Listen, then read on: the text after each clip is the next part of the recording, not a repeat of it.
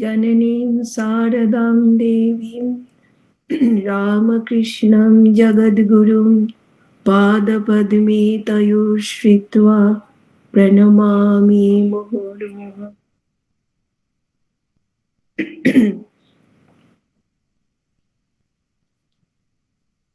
আজকে আমরা সবাই এখানে একত্রিত হয়েছি শ্রী শ্রী মায়ের কথা আলোচনা করব, স্মরণ মনন করব। মা তার মহাপ্রয়াণে কয়েকদিন আগে একটি মহামন্ত্র আমাদের দিয়ে গেছেন। আপনারা সবাই জানেন সেই মহামন্ত্রটি কি। সেটি হচ্ছে, যদি শান্তি চাও মা, কারো দোষ দেখো না, দোষ দেখবে নিজের। জগৎকে আপনার করে নিতে শেখো, কেউ পর নয় মা, জগৎ তোমার। এই যে মহামন্ত্র, এটি কিন্তু অদ্বৈত বেদান্তের মন্ত্র। মা খুব সহজ সরল সাদা বাংলায় আমাদের সকলের বোঝবার মতন এই অদ্বৈত তত্ত্ব, এই মহামন্ত্র আমাদের দিয়ে গেছেন। মায়ের জীবনটি যদি আমরা খুব গভীরভাবে মনন করি, আমি এখানে আপনাদের কাছে আলোচনা করি বলছি না, মনন যদি করি, তাহলে আমরা কি দেখতে পাই? দেখতে পাই যে মায়ের জীবনের এই মহামন্ত্রটি মায়ের জীবনেরই প্রতিফলিত মন্ত্র, তাই নয় কি? সারা জীবন মা এই মহামন্ত্র ধরে সকলকে, সন্তানকে এক সুরে বেঁধে তার জীবনটি নির্বাহ করেছিলেন। ছোট্ট বয়স থেকে জীবনের শেষ দিন পর্যন্ত এই মহামন্ত্র মায়ের জীবনে পরিপূর্ণ বিকশিত হয়েছিল। জগৎ তোমার, কেউ পর নয় মা, জগৎ তোমার। এই যে কথাটি মা বলেছিলেন, সৃষ্টি মায়ের কাছে এই জগৎ তোমার এই কথাটি মায়ের জীবনে জগৎ আমার হয়ে দেখা দিয়েছিল। বাস্তবিকই একত্ব অনুভূতিতে প্রতিষ্ঠিত না হলে জগৎকে আপনার করে নেওয়া যে যায় না, সেটি আমরা সবাই জানি। কিরকম সেই একত্ব অনুভূতিটা? কিরকম? মা তার সকল সন্তান, এমনকি ইতর জীবজন্তুর মধ্যেও ঈশ্বরকে প্রত্যক্ষ করতেন। মা কল্পনা করতেন না, অনুভব করতেন না, প্রত্যক্ষ করতেন। প্রত্যেকের ভেতরে ঈশ্বর আছে, এইটি মা প্রত্যক্ষ করতেন। একদিন একটি ঘটনা বলি। একটি পিঁপড়ে হেঁটে যাচ্ছে, রাধু তাকে, মায়ের ভাইজি রাধু তাকে মারতে যাচ্ছে। মা সঙ্গে সঙ্গে বাধা দিচ্ছেন। কেন বাধা দিচ্ছেন? মা দেখতে পাচ্ছেন ওই পিঁপড়ে নয়, দেখতে পাচ্ছেন সেই পিঁপড়ের মধ্যে শ্রীরামকৃষ্ণকে। সে ঠাকুরের হাত, ঠাকুরের পা সমস্ত দেখতে পাচ্ছেন। দেখছেন শ্রীরামকৃষ্ণ হেঁটে যাচ্ছেন, মা বাধা দিচ্ছেন, রাধুকে মারতে দিলেন না পিঁপড়েটিকে।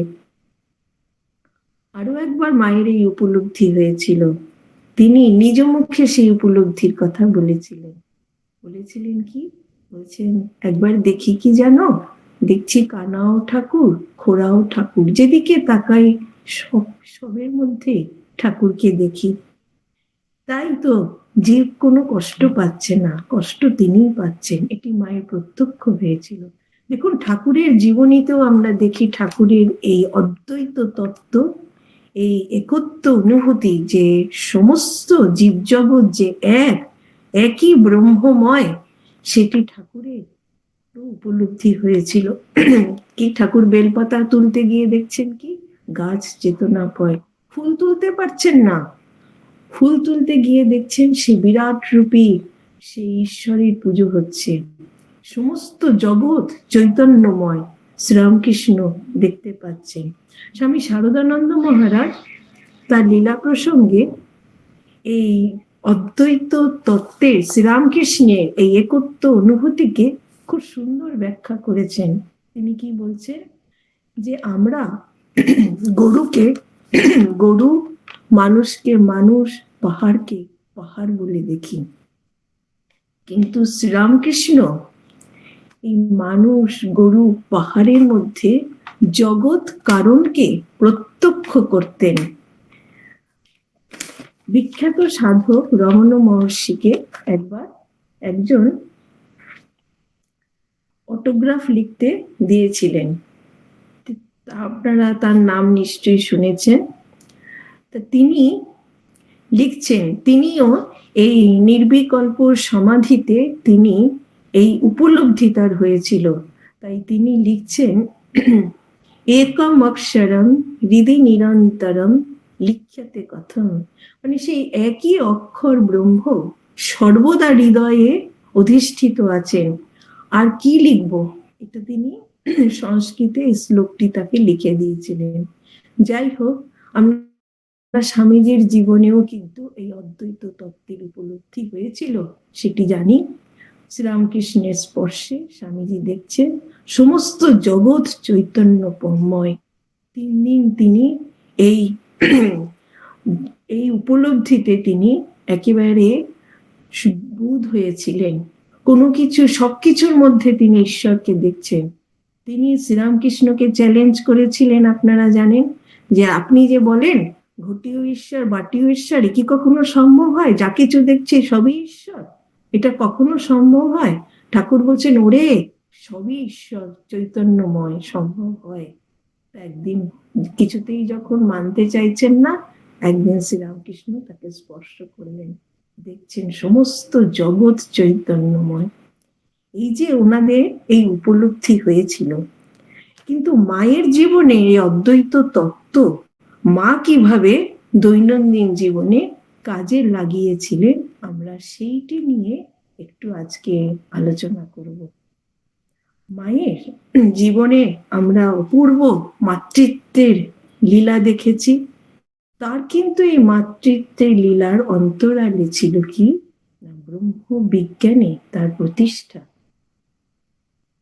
একদিন বিশ্বেশ্বরানন্দ মহারাজ তাকে প্রশ্ন করছেন, আচ্ছা মা, আপনি আমাদের কিভাবে দেখেন?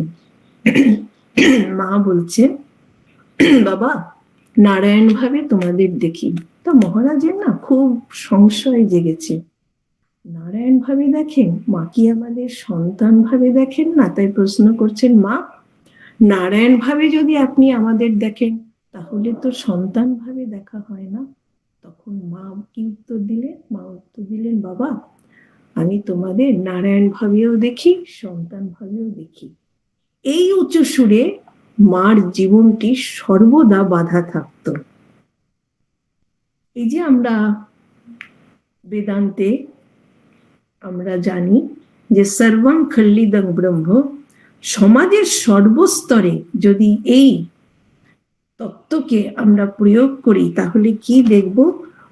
মানুষের অন্তর থেকে অশুভ কামনা, বাসনা, হিংসা, দেশ, স্বার্থপরতা সমস্ত কিছু চলে যায়।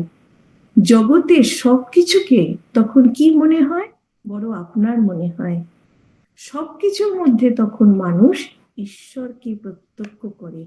এই তত্ত্বের উপলব্ধি যাতে আমরা আমাদের দৈনন্দিন জীবনে চলার পথে, আমাদের নিত্য যে আমরা যে জীবনটি চালাচ্ছি, সেইখানে যদি এই তত্ত্বের প্রয়োগ করি, বুদ্ধি দিয়ে প্রয়োগ করি, অনুভব দিয়ে প্রয়োগ করি, উপলব্ধি আমাদের হয়তো এখনো আসবে না, সেটি অনেক দূরের কথা, কিন্তু আমরা মায়ের জীবনটি দেখে যদি এই তত্ত্বের আমরা প্রয়োগ করি, তাহলে কিন্তু ধীরে ধীরে ধীরে ধীরে সেই অদ্বৈতের সমস্ত কিছু যে এক, এটি আমাদের সকলের উপলব্ধি হবে। আর তার জন্যই তাদের আশা। উপনিষদের 4টি মহাবাক্য আছে, আপনারা জানেন।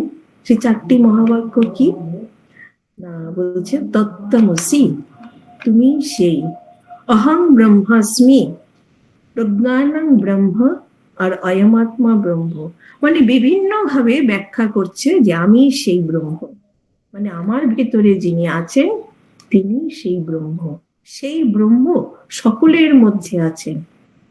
এই যে চারটি মহাবাক্যের সঙ্গে এই যুগের অবতার ভগবান শ্রীরামকৃষ্ণ কি যোগ করলে, বললে জীবী শিব।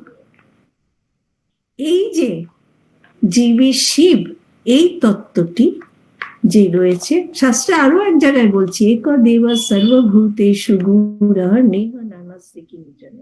স্বামীজি কি করলেন, যেদিন এই মন্ত্রটি, মহামন্ত্রটি দক্ষিণেশ্বরে শ্রীরামকৃষ্ণ এটি উচ্চারণ করেছিলেন, এই মহামন্ত্র যেদিন স্বামীজি শুনেছিলেন, স্বামীজি বলেছিলেন যে উদাত্ত কণ্ঠে উনি পরে এটি সর্বত্র প্রচার করেছিলেন।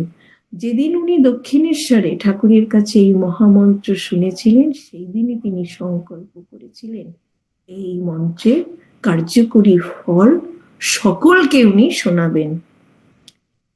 এ কথা ঠিক যে স্বামীজি তিনি সর্বত্র এই ব্যবহারিক বেদান্ত প্রচার করেছিলেন।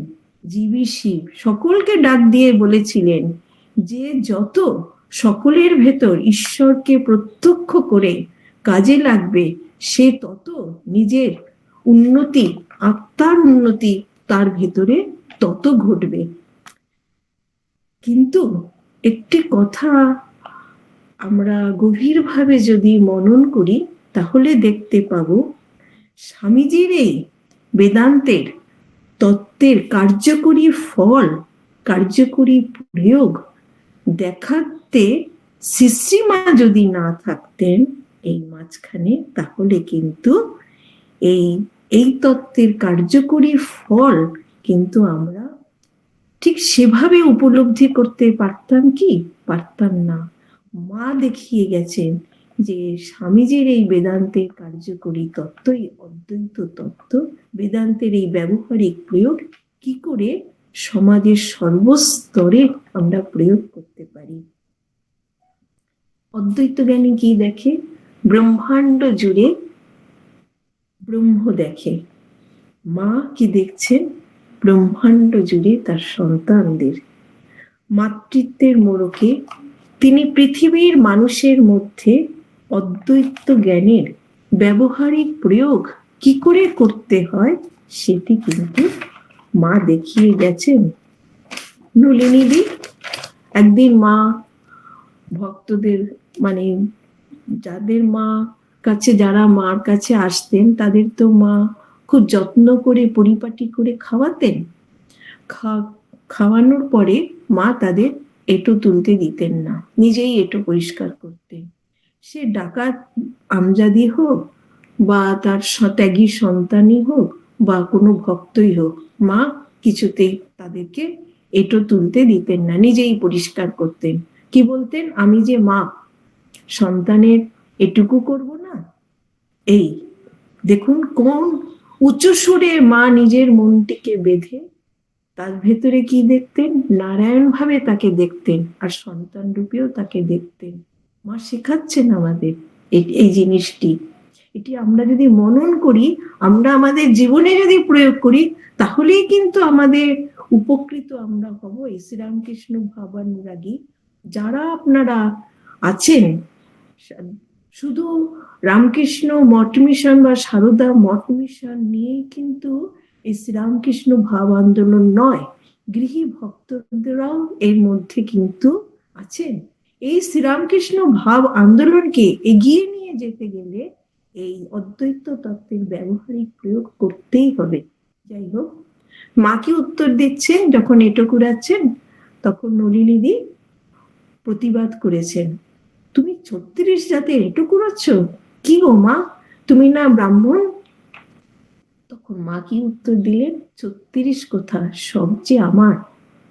তিনি প্রথম সেই রকম ছুতমার্গের সমাজে দাঁড়িয়ে আপনারা কল্পনা করতে পারবেন না তখনকার দিনের বিধবা রমণীদের কিরকম কড়া বিধিনিষেধে চলতে হতো। সেইখানে দাঁড়িয়ে মা কি উত্তর দিলেন? সবচেয়ে কথা, 36 কথা সব যে আমার, আর কি বললেন, ভক্তের কোনো জাত নেই। এই এক পংক্তিতে সকলকে মা বেঁধে দিলেন। এক পংক্তিতে কি বললেন? ভক্তের কোনো জাত নেই। শ্রীরামকৃষ্ণের মতন মাও কিন্তু ছিলেন শ্রেষ্ঠ ত্যাগী, কিন্তু ঠাকুরের জীবনব্রতের প্রয়োজনেই তার ভূমিকা ছিল সংসারী। তিনি যদি না থাকতেন তাহলে শুধু বিবেকানন্দকে দিয়ে রামকৃষ্ণ ভাবধারার ব্যাপক প্রয়োগ কিন্তু সম্ভব হতো না। এই বিবেকানন্দর মধ্যে দিয়ে যে রামকৃষ্ণ ভাবধারার এই যে ব্যাপক প্রসার সমস্ত জগৎময় এখন আজ ছড়িয়ে পড়েছে, এটি কিন্তু হয়েছে মায়ের জন্যে। আপামর জনসাধারণ যাদের সিংহভাগী গৃহী, তারা এই ভাবধারাকে কি করত? হয়তো সমীহ করত। যারা গৃহী, শ্রীরামকৃষ্ণ বিবেকানন্দের এই ভাবকে তারা হয়তো সমীহ করত, কিন্তু সত্যি কথা তারা কিন্তু আপন করে নিতে পারত না। এই আপন করে এই ভাবধারাকে নিয়েছে মা ছিলেন বলে। মা আমাদের দেখিয়ে গেছেন এই ভাবকে। শ্রীরামকৃষ্ণ এই যে একটা বিশাল আন্দোলন চলছে, এই ভাবকে আয়ত্ত করে সম্পূর্ণ ভালোবেসে নিজের করে নেওয়া কিভাবে যায়, এটি কিন্তু মা তার জীবন দিয়ে দেখিয়ে গেছেন।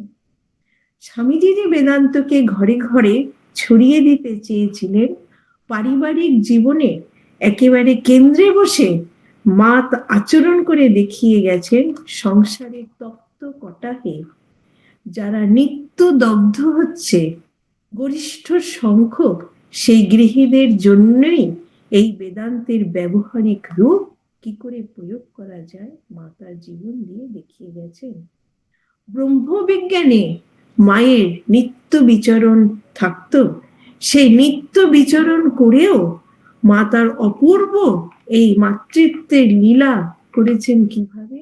কখনো জ্ঞানে, কখনো প্রেমে, কখনো সেবায়, কখনো সন্তান ভাবে এই ভাব মা বিকীর্ণ করেছেন।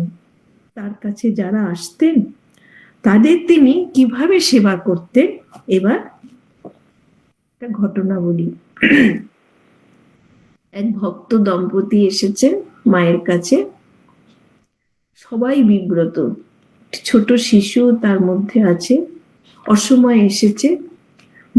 মায়ের কিন্তু কোনো বিরক্তি নেই, মুখের মধ্যে কোনো বিরক্তির ছাপও নেই। সঙ্গে সঙ্গে মা তাদের থাকা খাওয়ার ব্যবস্থা করলেন।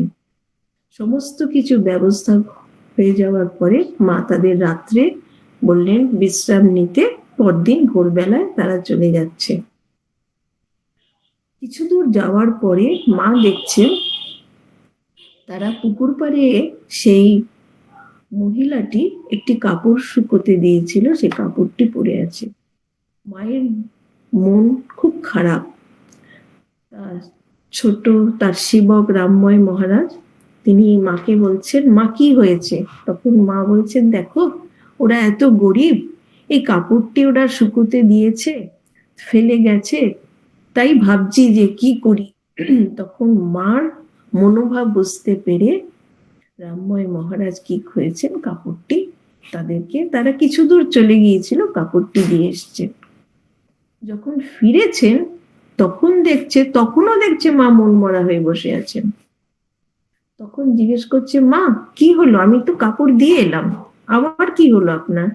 তখন বলছে, না জানো, গামছাটা ফেলে গেছে।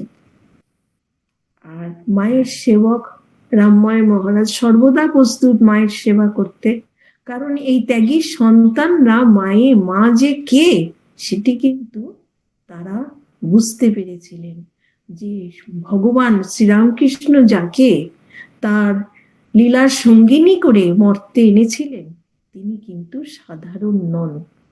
যাই হোক, মায়ের এই মনোভাব বুঝতে পেরে তিনি আবার সেই গামছাটি, অনেক দূরে তারা চলে গেছে, দিয়ে এসেছেন। তা এই যে ঘটনা, এই ঘটনার থেকে মায়ের এই মাতৃত্বে এই যে লীলা মা দেখালেন, কি আমরা দেখি যে শুধু নামমাত্র সেবা নয়, এমন ভাবে সেবা, এমন আপন করে সেবা মা করতেন, একদম নিজের মনে করতেন। যে কেউ মার কাছে আসতো, মা কখনো তাকে পর মনে করতেন না, নিজের মনে করতেন। এই যে মা বলছেন, যদি শান্তি পেতে চাও মা, কেউ পর নয় জগৎ তোমার, এই কথাটি মনে রেখো। যদি শান্তি পেতে চাও, সত্যি তো কেউ পর নয়, সকলের মধ্যে যদি আমরা মনে করি ঈশ্বর আছেন, প্রত্যেকের ভেতর, আমার ভেতর যদি ঈশ্বর থাকে, তাহলে সেই চলমান ঈশ্বর তো প্রত্যেকের ভেতর আছে। এই বোধ যদি আমরা সর্বদা অনুভবে, বুদ্ধিতে যদি সচেতন ভাবে আমরা প্রয়োগ করতে পারি, তাহলেই কিন্তু আমাদের জীবনটি সুখময় হবে, শান্তিময় হবে। এটি মা আমাদের কাছে এই মহামন্ত্র দিয়ে গিয়েছিলেন। কেউ জয়রামবাটিতে এসছে, জুতো পরে হাঁটবে না। মা কি করলেন, রাতের আধারে কাকর, মাটিতে যে পাথর কাকর থাকে, সেই লণ্ঠন নিয়ে সে কাকর তুলছেন। কেন তুলছেন না, ও তো সে ঠিক করেছে যে জুতো পরে হাঁটবে না, ও পায়ে যদি কিছু ফুটে যায়, মা কি করছেন, সে কাকর তুলছেন। এরকম ভাবে মা সেবা করতেন। আমরা একটা কথা বলি না, আত্মিক সেবা, একদম নিজের মতন করে সেবা, এইটি মা দেখিয়ে গেছেন তার জীবনে। শ্রী মায়ের যে এই যে মাতৃত্ব, তা কিন্তু কোনো গণ্ডির মধ্যে সীমিত ছিল না। ভিন্ন দেশের লোকেরা যারা মায়ের কাছে আসতো, অনেকে তার ভাষা জানতো না, কিন্তু মায়ের সান্নিধ্যে, মায়ের স্নেহ দৃষ্টিতে তাদের মন ভরে যেত। কি করে মন ভরে যেত, ওই মায়ের যে উচ্চ সুরে মন বাঁধা থাকতো, যে সকলে এক, সকলের ভেতর ঈশ্বর আছে, সেই অনুভূতিটা অন্যের ভেতরে সঙ্গে সঙ্গে সেটি রিফ্লেকশন হতো। ফলে কি হতো, তার ভেতরেও মনটা আনন্দে, শান্তিতে ভরে যেত। তাই মায়ের কাছে আমরা দেখতে পাই, যারাই আসতেন তারা কেউই কিন্তু ত্যায্য ছিল না। তার স্নেহ প্রবাহ কোথাও কোনোভাবে কুণ্ঠিত হতো না। স্থান, কাল, পাত্র বিচার করে কিন্তু মায়ের এই স্নেহ কখনো বর্ষিত হতে আমরা দেখিনি। মা কোনো বিচার করতেন না তার স্নেহ ধারা মধ্যে, যে একে কম করবেন, একে বেশি করবেন, এ আমাদের মানে আমাদের লোক নন। আমরা এখনো অনেকে মনে, কেউ আমাদের বাড়িতে কেউ আসলে কেউ কেউ এখনো মনে করে, বাবা কোনো রকমে একটু বাড়িতে কোনো রকমে তাদের একটু সেবা করে, ঠিক আছে বাবা তাড়াতাড়ি মিটিয়ে ফেলো, তারা যেন তাড়াতাড়ি চলে যায়। মা কখনো তার জীবনে, কেউ কি দেখেছি আমরা এই জিনিসটি করতে, কখনো দেখিনি। মানে এরকম ভাবে মাতৃত্বের মোড়কে, মাতৃত্বের ভালোবাসা দিয়ে মায়ের এই সেবা কিন্তু একটি অভূতপূর্ব লীলা। এই লীলা আমরা দেখুন, মা যে, আমরা যে মাকে এখন এই যে মা লীলা করে গেলেন, তাতে আমাদের কি মনে হয় বলুন তো? এখন আমাদের কি মাকে দেখে, মায়ের জীবনীটি পড়লে কি মনে হয়? মা আমাদের বড় আপনার, আর কেউ না থাক আমাদের একজন মা আছে, মনে হয় নাকি? এই মা, এই জিনিসটি মা আমাদের দিয়ে গেছেন। বাস্তবিকই এমন সর্বপ্লাবী মাতৃ স্নেহ কিন্তু আমরা কোথাও কখনো দেখতে পাইনি। আমরা কি এবারে মাকে ডেকেছি? দেখুন, সাধক মাকে ডাকলে সেই আদ্যাশক্তির মহামায়াকে আরাধনা করলেই তাকে লাভ করে। এই যে কালীর সাধনা যারা করেন, বছরের পর বছর সাধনা করতে করতে করতে করতে তারা মা কালীকে, মা কালীর দর্শন পান, সেই আদ্যাশক্তি মহামায়ার দর্শন পান। আমরা কি মাকে ডেকেছি? মা কিন্তু নিজেই আমাদের কাছে ধরা দিয়েছেন। জগৎকে ভালোবেসে, জগৎকে আপনার মনে করে, জগতের প্রয়োজনকে শ্রী শ্রী মা নিজের প্রয়োজন মনে করে আমাদের কাছে এসেছিলেন, আমাদের আপনার মা হয়ে, জন্ম জন্মান্তরের মা হয়ে। যে সংসারটিকে তিনি বেছে নিয়েছিলেন, সেখানে কি না ছিল সেটি আপনারা প্রত্যেকেই জানেন। কি সংসার মা এবারের এবারের লীলাতে মা কোন সংসারকে বেছে নিয়েছিলেন, এক অভূতপূর্ব সংসার। এ যেন আমাদের শেখাবার জন্যে সংসারে দুঃখ, কষ্ট, রাগারাগি, হিংসা, দেশ সবকিছু থাকবে। সবকিছুর মধ্যেও মনকে উঁচু সুরে বেঁধে রেখে সকলকে কি করে এক সূত্রে বেঁধে সংসারে শান্তি বজায় রাখা যায়, এটা কিন্তু মা দেখিয়ে গেলেন। তাই জন্যেই মা কিন্তু এই সংসারকে বেঁচেছিলেন। কোন সংসার? যে সংসারে ছিল কি রাধুর পাগলি মা, যোগমায়ার সংভূত অদ্ভুত মেজাজি অবুঝ রাধু, সুচিবাই স্বভাবা নলিনীদি, কলহ প্রিয় ভাইরা, আর ধনী দরিদ্র গ্রামবাসী, আর ছিল ভক্ত ও ত্যাগী সন্তান। সংসারের রূঢ় বাস্তব রূপ, মানুষের স্বার্থপরতা, আত্মীয় স্বজনের হৃদয়হীনতার পরিচয় বারবার পেয়েও প্রত্যেককে তার প্রাপ্য মর্যাদা দিয়ে মা চলতেন। একটি ঘটনা দেখুন। এই পাগলি মামি তার শ্বশুর বাড়িতে একদিন তিনি রাধুর গয়না নিয়ে গেছেন। রাধুর যে বিয়ের সময় যে গয়নাগুলো রাধুকে দেওয়া হয়েছিল, পাগলি মামির কি মনে হলো ওই গয়নাগুলো নিয়ে তিনি তার বাপের বাড়ি গেছেন। সেইখানে গিয়ে গয়নাগুলো রেখে, ও তখন তার বাবা, পাগলি মামির বাবা, সেই গয়নাগুলোকে রেখে দিয়েছে। আর তো দেবে না। এইবার কি হয়েছে? আচ্ছা নিয়েই বা গেলি কেন তুই? এবার কি হয়েছে? গয়না তো কিছুতেই দেবে না। সেই পাগলি মামি সিংহ বাহিনীর মন্দিরে এসে চিৎকার করে কাঁদছে। মা সিংহ বাহিনীকে বলছে, মা গয়না দাও, গয়না দাও। ঘটনাটা দেখুন, কি অদ্ভুত একটি ঘটনা। চিৎকার করে কাঁদছে। সিংহবাহিনীর মন্দির আপনারা কোনোদিন এই কলকাতা এলে, জয়রামবাটি এলে নিশ্চয়ই আশা করি আপনারা জয়রামবাটি গেছেন, সিংহবাহিনী মন্দির দেখেছেন। কতটা ডিস্টেন্স জয়রামবাটি যেখানে মা থাকতেন আর সিংহবাহিনী মন্দির। মা কি করলেন? সেই পাগলি মামির সেই কান্না শুনতে পেলেন। শুনতে পেয়ে লোক দিয়ে তাকে আনালেন নিজের কাছে। ওরকম ভাবে কাঁদছে, গয়না দাও, গয়না দাও বলে মা তাকে নিয়ে এলেন। নিয়ে যখন এলেন তখন পাগলি মামি কি বলল? যেই নিয়ে এলেন, পাগলি মামি তখন অভিযোগ করলো শ্রী মাকে যে গয়না তুমিই নিয়েছো। ভাবুন, সে তো পাগল, তার মাথার তো ঠিক নেই। কি লীলা! এই সংসারের চিত্র শুধু লীলা না, এটি হচ্ছে সংসারের সামাজিক চিত্র। বহু ক্ষেত্রে অনেক রকম ঘটনা ঘটে। তাই জন্য মা দেখাচ্ছে। মা কি করলেন? যে মা এতে কিছু মনে করলেন না, কিন্তু ওই গয়না তো ফেরত আনতে হবে। তিনি কি করলেন? লোক পাঠিয়ে সেই গয়না কাকুতি মিনতি করে বলে পাঠালেন যে গয়না যেন ফেরত আসে, অথবা তিনি যেন আসেন। সেই শ্বশুর মশাই কি করলেন তখন? উনি তো উনি নিজে এলেন, রাধুর যে শ্বশুর নিজে এলেন, পাগলি মামির বাবা। কিন্তু ঘটনাটা আমি মনে হচ্ছে আপনাদের কাছে ঠিক বলছি, বহু আগে আমি এই ঘটনাটি পড়েছি। যাই হোক, তখন উনি কি করলেন? নিজে এলেন কিন্তু গয়না নিয়ে এলেন না। তখন মা খুব ভয় পেয়ে গেলেন। এবার পাগলি মামিকে কে সান্ত্বনা দেবে? তখন উনি কলকাতায় চিঠি পাঠালেন শরৎ মহারাজের কাছে। শরৎ মহারাজ সেই চিঠি পেয়ে দুজনকে পাঠালেন। পাঠিয়ে একজন তার মধ্যে পুলিশ সেজে এলেন একটা চিঠি নিয়ে। তখন তিনি তাকে, মা বললেন, বাবা তুমি ওখানে যাও, গিয়ে গয়নাগুলো যদি পারো উদ্ধার করে নিয়ে এসো। পুলিশ সেজে এসেছে তো, সে কিন্তু পুলিশ নয়, ইচ্ছে করে পুলিশ সেজে এসেছে। কিন্তু তাকে দেখে ওই পাগলি মামির বাবা ভয় পেয়ে গিয়ে গয়না দিয়ে দিয়েছে।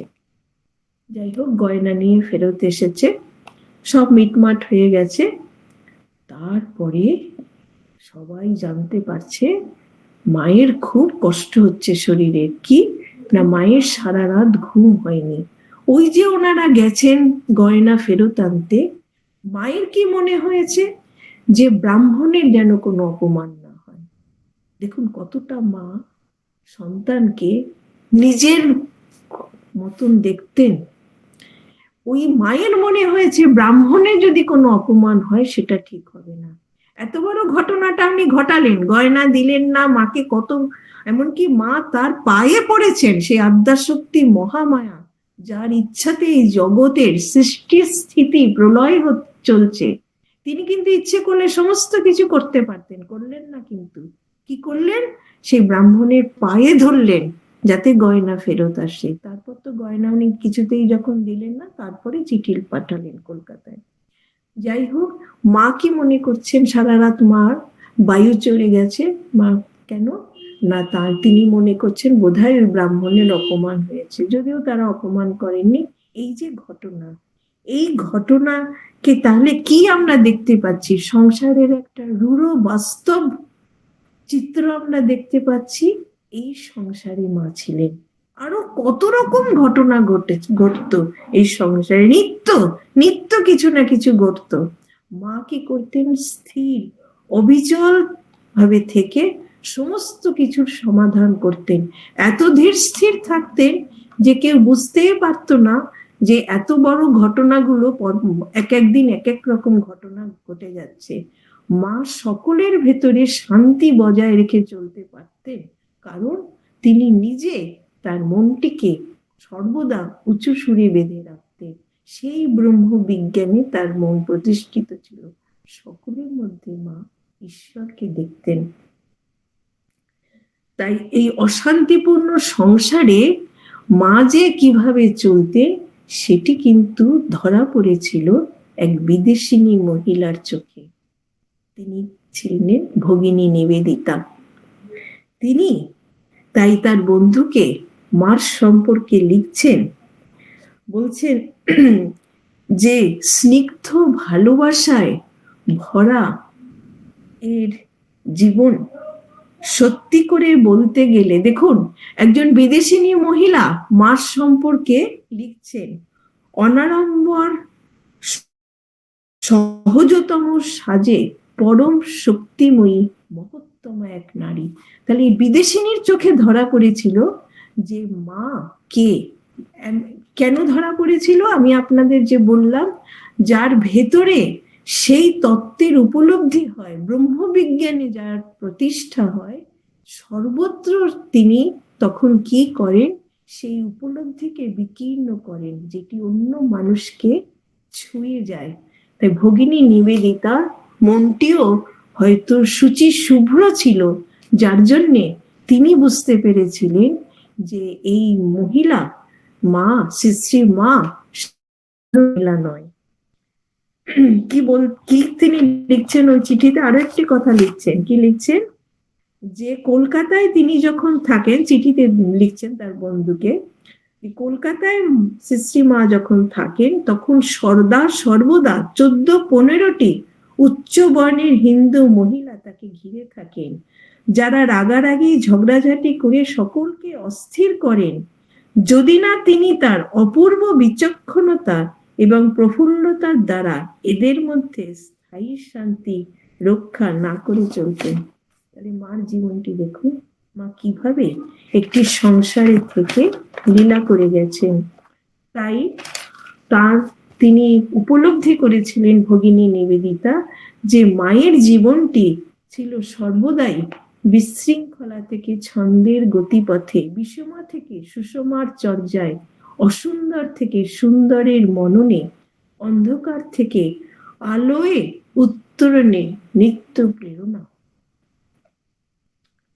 মাঝে আমাদের প্রেরণা দেবেন, তা আমরা যদি নিজেদেরকে তৈরি না করি, মা তো এখনো আমাদের প্রেরণা দিয়ে যাচ্ছেন, কিন্তু নিজেদেরকে আমাদের কি করতে হবে? তৈরি করতে হবে, তবেই তো সেই প্রেরণা কার্যকরী হবে, নয়তো তো মায়ের প্রেরণা বিফলে যাবে।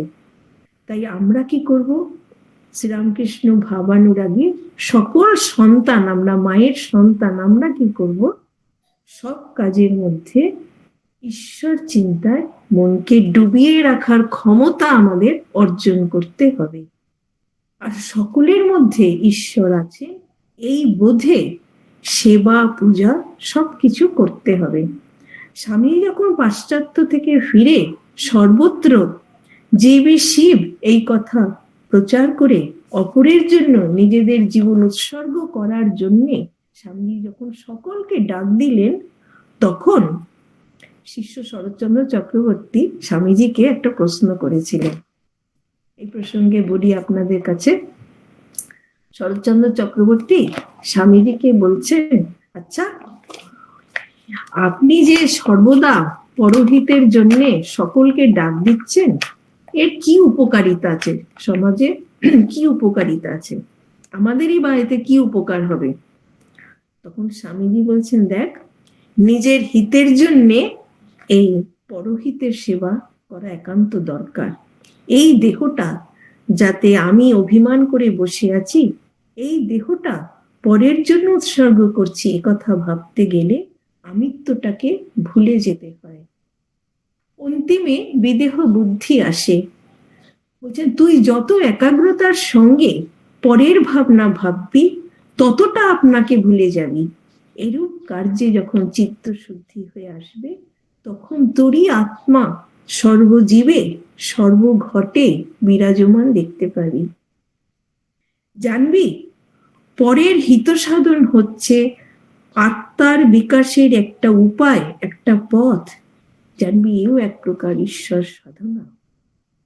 মা এই ঈশ্বর সাধনাই যে পরের হিত সাধন, পরের উপকার করতে করতে নিজের যে দেহকে ভুলে যাই, যে আমরা যাব, এইটি মা কিন্তু তার নিজের অনুপম সহজ সরল ভাষায় মা কিন্তু বলেছেন। কি বলেছেন? বলছেন, সাধন করতে করতে দেখবে আমার মাঝে যিনি, দুলে বাদ্যির মাঝেও তিনি। মা কিন্তু একটি উপলব্ধি তার এমন উপলব্ধি হয়েছিল যে এই উপলব্ধি থেকে তিনি কখনো বিচ্যুত হননি। জপ ধ্যান করে কি করে আমরা সাধন করতে করতে, এই যে মা বলছেন সাধন করতে করতে, এই সাধন তো দুরকম হতে পারে। জপ ধ্যান করে সাধন করতে করতে আমরা এই উপলব্ধি করতে পারি, আরেকটি হচ্ছে কর্মের মাধ্যমেও আমরা এই উপলব্ধি করতে পারি। জপ ধ্যান করতে করতে কি করে এই উপলব্ধি করতে পারি? গোপালের মার জীবনী দেখুন, এমন জপ উনি করতেন যে শ্রীরামকৃষ্ণকে গোপাল রূপে দেখতেন। শুধু তাই নয়, শেষ জীবনে গোপালের মার কাছে যারাই আসতেন তাদেরকে উনি গোপাল দেখতেন। তার মধ্যে সেই মানুষকে দেখতেন না, যারাই আসতেন তাদেরকে বলতেন, গোপাল এসেছো? যে বিধবা রমণী বিদেশিনীর হাতের স্পর্শ খেলে তারা জাতিচ্যুত হতো, সেই বিধবা রমণী ভগিনী নিবেদিতার হাতে সেবা গ্রহণ করেছিলেন। ভগিনী নিবেদিতার মধ্যে তিনি ভগিনী নিবেদিতাকে দেখতেন না, গোপালের মা দেখতেন গোপালকে, তার গোপালকে। জপ ধ্যান করতে করতে কোন উঁচু পর্যায়ে গোপালের মা উঠে গিয়েছিলেন। তেমনি দেখুন, স্বামীজির এক কথায় কল্যাণানন্দ মহারাজ, নিশ্চয়ানন্দ মহারাজ এই যে সেবা কাজে চলে গেলেন কঙ্খল সেবাশ্রমে উত্তর ভারতে, এই যে সেবা যজ্ঞ তারা করেছিলেন, তাদের জীবনীটি আপনারা পড়লে দেখতে পাবেন শেষ সময়ে তারা সেই ব্রহ্ম উপলব্ধি করছে। সর্বত্র সেই একই ব্রহ্ম। এই সেবা করতে করতে, কি নারায়ণ বুদ্ধিতে সেবা করতে করতে তারা নিজেদেরকে এমন ভাবে ভুলে গিয়েছিলেন যে সকলের মধ্যে ঈশ্বরকে দেখছেন। তাহলে বোঝা যাচ্ছে এটা এক প্রকার ঈশ্বর সাধনা। আর এই ঈশ্বর সাধনার কথাই স্বামীজি সর্বত্র প্রচার করেছিলেন, যেটি মা করে দেখিয়েছিলেন। বাস্তবে কি একটি চলমান বিগ্রহ যার প্রচন্ড লাইকস এন্ড ডিসলাইকস আছে, তাকে নারায়ণ বুদ্ধিতে সেবা করা সত্যি কঠিন। আপনারা যদি এতটুকু চেষ্টা করে থাকেন, দেখবেন সত্যি কঠিন। কিন্তু স্বামীজি বলছেন কি, যে মুক্তি এতেই সম্ভব। যোগীরা ধ্যান করে যে পরম পদ লাভ করে, ব্রহ্মজ্ঞানীরা নেতি নেতি করে যে সচ্চিদানন্দ লাভ করে, তেমনি নারায়ণ বুদ্ধিতে সেবা করতে করতেই কিন্তু ভগবান দর্শন হয়। তাই দৈনন্দিন কাজকর্মের মধ্যে নারায়ণ বুদ্ধিতে সেবা করতে করতে মানুষ নিজের ক্ষুদ্র আমিকে ভুলে যায়। শ্রী মা তার জীবনে এটি দেখিয়ে গেছেন। ধুলো কাদা মেখে কত সন্তান মায়ের কাছে আসছে, কোনো দোষ দেখছেন না, তাদের দোষ ত্রুটি সমস্ত ক্ষমা করে দিয়ে কে অন্তরঙ্গ মায়ের কে বহিরঙ্গ কোনো কিছু খতিয়ে দেখছেন না মা। সিস্টেমার জীবনীটি দেখুন, কোথাও মা বিচার করেননি এ আমার অন্তরঙ্গ, এ আমার বহিরঙ্গ। তার মুক্ত কণ্ঠে ঘোষণা, আমজাদও আমার ছেলে, শরৎ আমার ছেলে। সেই ত্যাগী সম্রাট শরৎ মহারাজ, তিনিও মায়ের কাছে যেমন সমান, তেমনি আমজাদও মায়ের কাছে সমান। তাই জন্য কি দেখছেন, নির্বিচার ভাবে মা সকলকে গ্রহণ করে অবাক করে দিয়েছেন যে সকলকে কিভাবে ঈশ্বর বুদ্ধিতে সেবা করা যায়, এইটি মা দেখিয়ে গেছেন। অধ্যাত্ম জগতের সম্রাট শ্রীরামকৃষ্ণকেও কিন্তু এই রকম ভাবে কেউ কিন্তু দেখেনি। মায়ের মা যে জীবনটি দেখিয়ে গেছেন, শ্রীরামকৃষ্ণের জীবনেও কিন্তু আমরা এটি দেখিনি।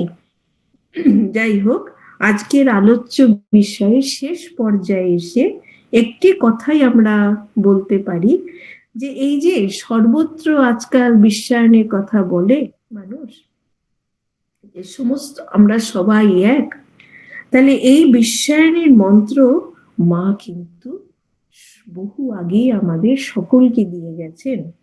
আজকের সমগ্র উন্নত উন্নয়নশীল সমাজকে মা এই বিশ্বায়নের মন্ত্র দিয়ে গেছেন। যদি আমরা সবাই আমরা এক, এই মন্ত্রে যদি উদ্বুদ্ধ হয়ে আমরা কাজ করতে পারি, তবেই কিন্তু আমাদের মধ্যে এই সমস্ত আমরা যে সমস্ত জগৎ যে আমার, এইটি আমাদের বোধ হবে। আর দৈনন্দিন কাজকর্মের মধ্যে যদি এটি অভ্যাস করতে পারি, তাহলে কি হয়, হিংসা, দেশ, স্বার্থপরতা ইত্যাদি মুছে গিয়ে পারিবারিক জীবনে মুছে যায়। এই দৈনন্দিন জীবনে যদি এটি আমরা অভ্যাস করতে পারি, পারিবারিক জীবনে হিংসা, দেশ, স্বার্থপরতা মুছে যায়। আর সমাজ জীবনে সাম্য, মৈত্রী, পরস্পরের প্রতি শ্রদ্ধা, ভালোবাসা, বিশ্বাস, সাধুতা, পবিত্রতা, সমস্ত কিছু কিন্তু এর পেছন পেছন আসে। আর এগুলো যখনই দৃঢ়ভাবে মানুষের মধ্যে প্রতিষ্ঠিত হয়, তখনই কিন্তু সুষম সমাজ গড়ে ওঠে। মা আমাদের এই মন্ত্র দিয়ে গেছেন।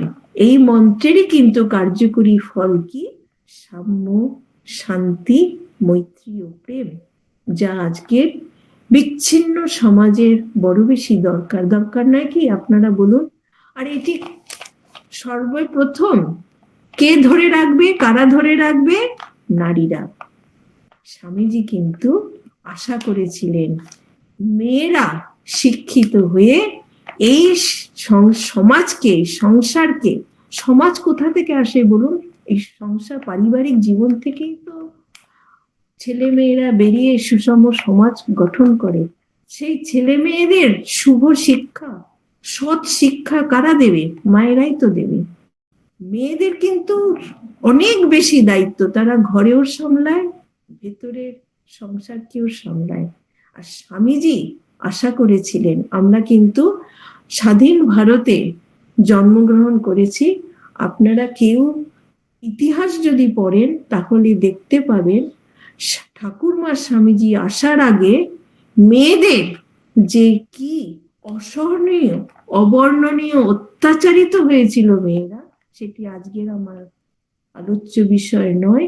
তাই স্বামীজি আমাদের পথ দেখিয়ে গেছেন স্বাধীন চিন্তা করার। তা স্বাধীন চিন্তা আমরা করব কিভাবে করব, একটা সুষম সমাজ কিভাবে গড়ে তুলব, সেটি কিন্তু শ্রী মার জীবনালোকের দিকেই আমাদের সকলকে তাকাতে হবে। দৈনন্দিন জীবনে যদি কষ্ট পাই তখন কি মনে করব, আচ্ছা মা তো কি একটা সংসার বেছে নিয়েছিলেন, কত কষ্ট সহ্য করেছিলেন, তিনি তো ইচ্ছে করলে জগৎকে তোলপাড় করে দিতে পারতেন, কই করলেন না তো? তাহলে আমি তার সন্তান হয়ে আমি কেন একটুখানি মানিয়ে চলি না? সকলের ভেতর তো ভগবান আছে, দেখি না একটু মানিয়ে চলে, মিলেমিশে।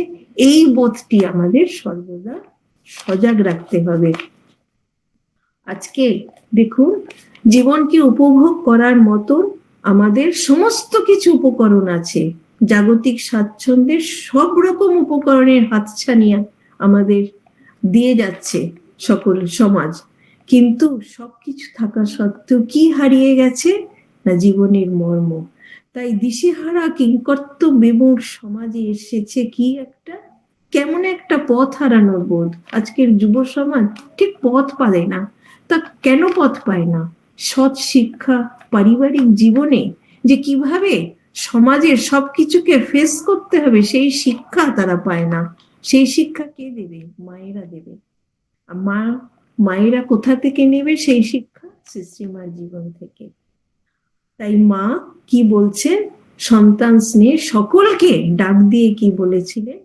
যে আর কেউ না থাক, জানবে তোমার একজন মা আছে। এইটি আমাদের সর্বদা একটি রক্ষা কবচের মতন সর্বদা যেন আমরা যেন এটি পড়ে থাকতে পারি। কি পড়ে থাকা মানে?